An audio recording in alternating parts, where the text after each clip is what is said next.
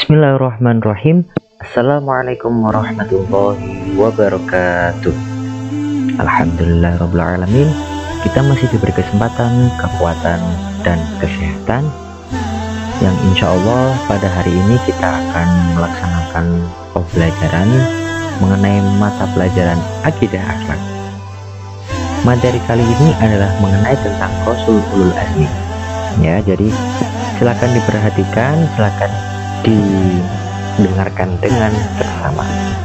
Mari kita langsung untuk pembahasannya. Oke, sebelum kita mulai belajar pada kali ini, alangkah lebih baiknya kita berdoa terlebih dahulu. Kita membaca Al-Fatihah terlebih dahulu supaya yang kita hajatkan, yang kita akan pelajari bisa mendatangkan manfaat barokah di dunia wal akhirah. Ala hadhihi niyyah wa ala kulli niyatin shalihah. Al-Fatihah. Bismillahirrahmanirrahim. Alhamdulillahirabbil alamin. Arrahmanir rahim. Ya na'budu wa iyyaka nasta'in. Ihdinas siratal mustaqim. Shiratal ladzina an'amta 'alaihim ghairil maghdubi 'alaihim waladdallin. Baik, kali ini kita akan membahas mengenai tentang Ulul Azmi. Nah, di pertemuan yang pertama kemarin kita sudah ada sedikit pembahasan mengenai Ulul Azmi, mengenai pengertiannya dan juga beberapa rasul yang dijuluki sebagai Ulul Azmi. Sekarang saya akan menjelaskan apa sih yang pertama mengenai dari definisi Ulul Azmi itu sendiri. Jadi yang pertama adalah mengenai pengertian. Nah, oke, pengertian tentang Ulul Azmi.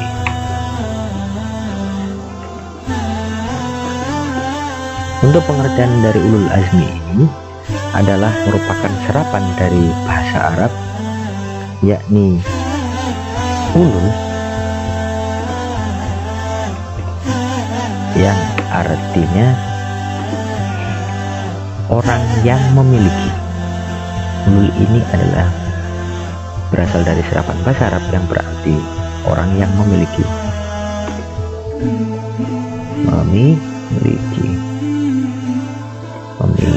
Oke, sedangkan sebentar saya kasih tanda biar kita lebih mudah untuk memahaminya.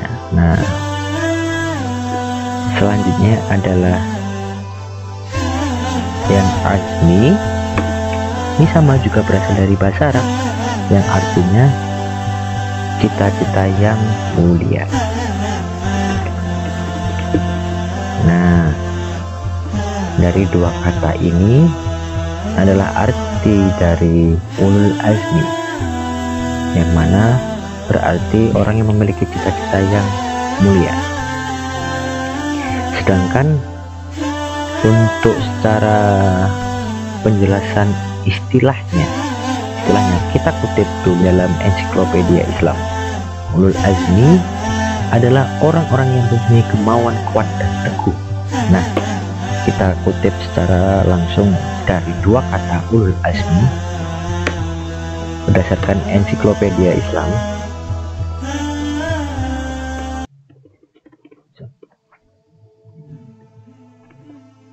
Berarti orang-orang yang mempunyai kemauan kuat dan teguh.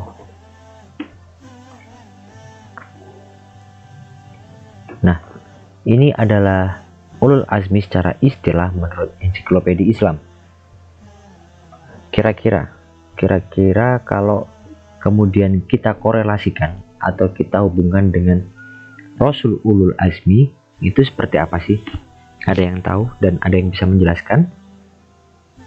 Nah, jadi kalau secara istilah Ulul Azmi, kalau kita korelasikan atau kita hubungkan dengan Rasul atau utusan Allah, itu merupakan Rasul-Rasul pilihan atau Nabi yang memiliki keteguhan hati, lapang dada, dan sabar dalam menghadapi kaumnya yang menentang dirinya dan tidak mau menerima ajaran yang disampaikan. Jadi kalau kita kaitkan konteksnya dengan Rasul Ulul Azmi, itu apa sih? Merupakan Rasul, kata kuncinya Rasul Allah atau utusan Allah yang memiliki keteguhan hati,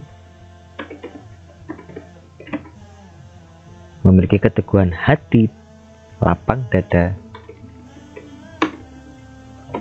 dan sabar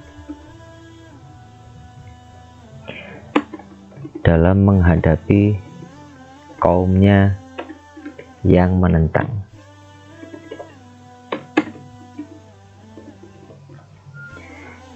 Jadi secara istilah yang kemudian kita hubungkan atau kita gabungkan dengan Rasul Ulul Azmi itu adalah Rasul yang memiliki sifat keteguhan hati, lapang dada, dan sabar dalam menghadapi kaumnya yang menentang.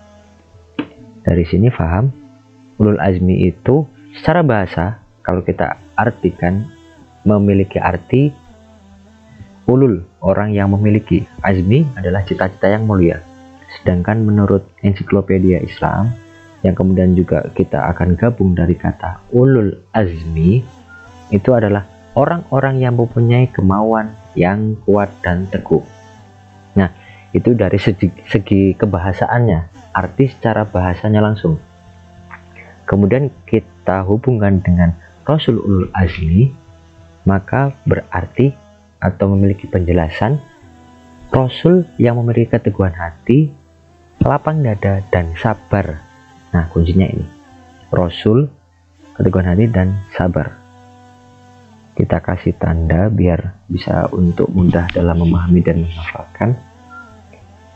Rasul itu macam-macam sekali. Nah, yang memiliki sifat ulul azminya ini adalah rasul-rasul pilihan yang memang benar-benar telah diberikan amanah oleh Allah Subhanahu wa Ta'ala, di mana rasul-rasul tersebut merupakan rasul yang memiliki tadi keteguhan hati, lapang dada, dan sabar dalam menghadapi segala macam bentuk pertentangan, segala macam bentuk perselisihan yang ditimbulkan oleh kaumnya.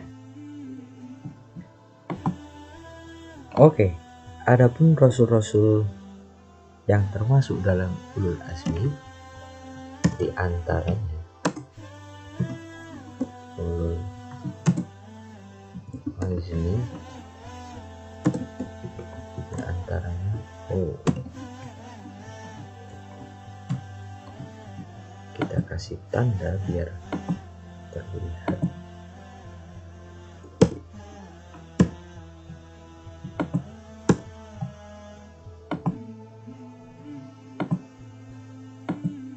Yang pertama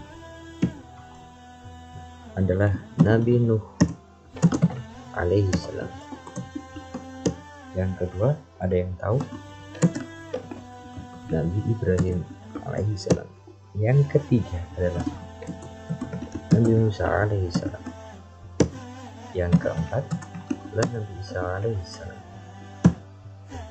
Yang kelima adalah siapa? Khatamul Anbiya wal Mursalin, Nabi Muhammad sallallahu alaihi wasallam. Nah, ini merupakan 5 rasul ulul azmi sebagaimana yang didalilkan dalam Quran surat Al-Ahqaf ayat 35 mengenai sifat-sifat seorang rasul ulul azmi, yaitu kita tulis dulu ayatnya, Al-Ahqaf ayat 35. Bismillahirrahmanirrahim.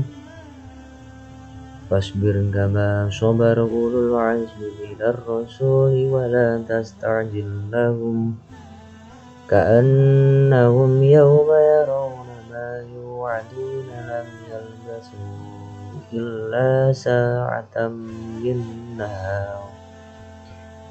Balagum fahal yulaku illal qaumul fasiqun. Artinya, maka bersabarlah kamu seperti orang-orang yang mempunyai keteguhan hati dari rasul-rasul telah sabar, dan janganlah kamu meminta disegerakan azab bagi mereka. Ini bagi mereka adalah bagi kaumnya para rasul tersebut.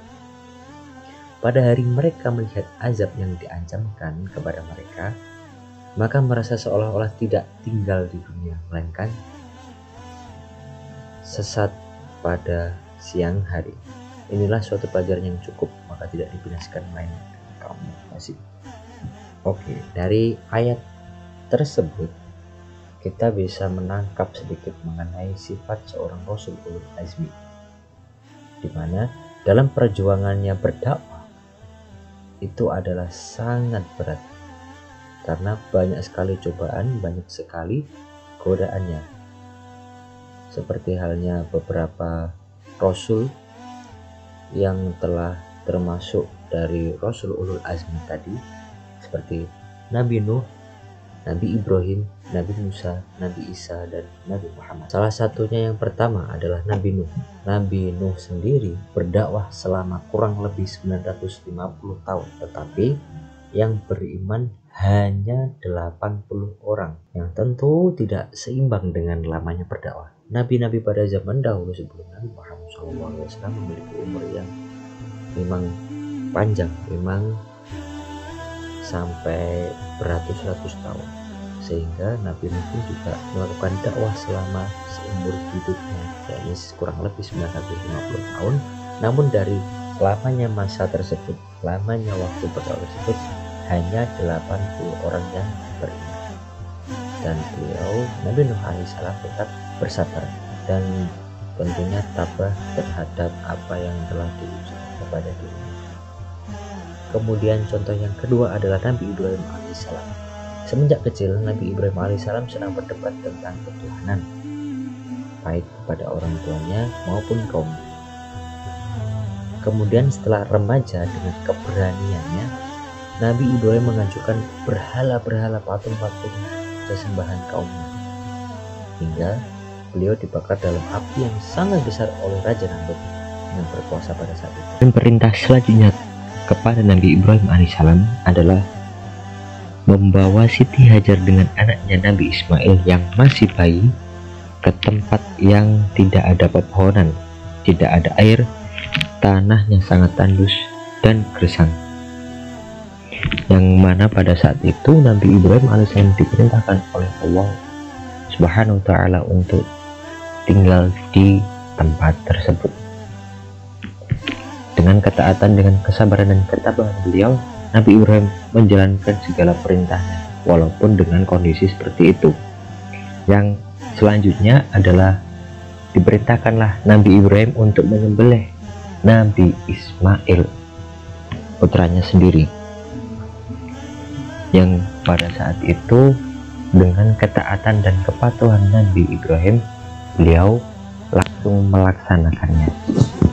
Dan pada akhirnya dengan adanya bukti bahwa Nabi Ibrahim sangat tabah dan sangat patuh terhadap segala perintah oleh Allah Subhanahu wa ta'ala, akhirnya Nabi Ismail diganti dengan seekor kambing. Nah, dari akhirnya Nabi Ismail tidak jadi disembelih, karena tidak jadi disembelih karena turunlah pertolongan Allah kepada Nabi Ibrahim alaihissalam. Yang selanjutnya adalah Nabi Musa alaihissalam. Semenjak kecil beliau telah terancam hidupnya, karena pada saat itu Raja Fir'aun ingin membunuh seluruh bayi laki-laki yang lahir pada tahun tersebut, karena berdasarkan ramalan dari peramal, pada tahun tersebut akan lahir seorang anak yang kemudian pada suatu saat nanti akan menggulingkan kekuasaan Raja Fir'aun. Oleh karenanya Raja Firaun memerintahkan seluruh prajuritnya, seluruh pengawalnya untuk mencari seluruh ibu yang hamil pada tahun tersebut, dan jika anak tersebut laki-laki maka harus dibunuh. Dan karena itu ibunda dari Nabi Musa alaihissalam menghanyutkannya ke sungai Nil, yang kemudian pada saat itu ditemukan oleh istri Firaun. Kemudian yang selanjutnya itu adalah ceritanya ketika masa kecilnya. Ketika masa sudah dewasa, masa di mana beliau mulai berdakwah, banyak sekali pertentangan mengenai ajaran yang dibawa oleh Nabi Musa alaihissalam. Namun dengan sabar dan tetap tabah, beliau tetap mengajarkannya dengan perlahan. Walaupun banyak sekali dimusuhi, banyak sekali ancaman yang datang kepada beliau, banyak penyihir yang menyerang beliau karena utusan dari Raja Firaun. Namun pada akhirnya beliau dengan kesabaran dan kepatuhannya diselamatkan oleh Allah Subhanahu wa taala. Selanjutnya adalah Nabi Isa alaihissalam. Kepatuhannya dengan kesabarannya, dengan ketabahannya, beliau tetap sabar dalam menghadapi segala kaumnya yang banyak sekali memfitnah beliau, berdatangan segala arah dari berbagai macam fitnah yang dianjurkan kepada beliau, bahkan beliau akan dibunuh. Namun pada akhirnya Nabi Isa alaihissalam diselamatkan oleh Allah, dan kaumnya menyalib Nabi Isa karena dianggap ajarannya tidak sesuai dengan nenek moyang dan tidak sesuai dengan pendahulu-pendahulunya. Kemudian yang terakhir adalah Nabi Muhammad SAW. Jelas sering kita dengar cerita-cerita beliau mengenai bagaimana kisahnya ketika masa kecil, ketika di dalam kandungan sudah ditinggal pergi oleh ayahnya, ketika lahir dan ketika masih kecil sudah juga ditinggal ibunya. Bahkan ketika hijrah pun pernah dilempari oleh kotoran, oleh batu ketika hijrah di Taif. Namun dengan kerendahan hati, dengan sifatnya yang lemah lembut, beliau selalu memaafkan, bahkan malah mendoakan kaumnya.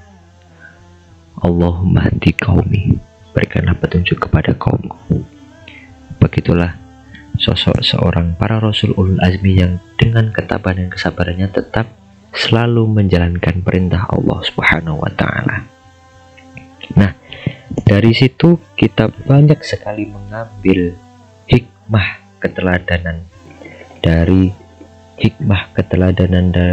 Rasulullah SAW dan rasul-rasul yang lain yang memiliki sifat atau gelar ulul azmi. Di antaranya ada sifat sabar. Tentu karena dengan kesabaran pasti akan juga membuahkan hasil yang maksimal. Sabar, ikhlas, berusaha terus atau ikhtiar, dan tawakal, berserah diri setelah kita berusaha dengan maksimal, kemudian teguh dengan prinsip atau pendirian, tidak goyah dengan hal-hal yang lainnya. Kalau sudah prinsipnya betul dan itu adalah memang benar dasarnya, maka harus teguh terhadap prinsip tersebut atau pendirian tersebut. Dan dari situ maka 5 sifat inilah yang patut kita teladani, patut kita untuk bisa terapkan dalam kehidupan sehari-hari. Selain itu juga dengan rasa kita mengetahui bahwa Rasul ulul azmi memiliki sifat-sifat tersebut, maka kita harus bisa menambah iman kita bahwa kita harus tetap bersyukur, sabar dalam menjalani kehidupan kita sehari-hari. Selanjutnya juga kita harus lebih mencintai, menghormati, dan mengagungkan Rasul, karena dengan perjuangannya lah kita terselamatkan dari zaman yang sesat, yang zulmatin ilan nur. Kita sudah beralih dari zaman kegelapan, zaman kebodohan, menuju zaman yang terang benderang berkat pertolongan, berkat dakwah yang telah dilakukan oleh para rasul-rasul terdahulu. Yang tentunya yang terakhir adalah kita memperoleh keteladanan sifat-sifat yang seperti itu tadi, yang kemudian bisa kita aplikasikan, bisa kita terapkan ke dalam kehidupan sehari-hari. Mungkin cukup sekian dari penjelasan saya, mungkin cukup itu saja yang bisa saya sampaikan. Kurang lebihnya saya mohon maaf yang sebesar-besarnya.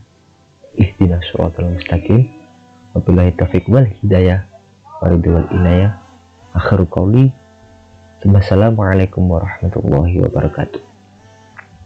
Hayna tatim biqiraati al-Fatihah. Semoga apa yang telah kita pelajari, apa yang telah kita dapat, bisa mendatangkan kemanfaatan dan keberkahan. Ala hadiniya wa ala kulli niyatin sholihah. Al-Fatihah.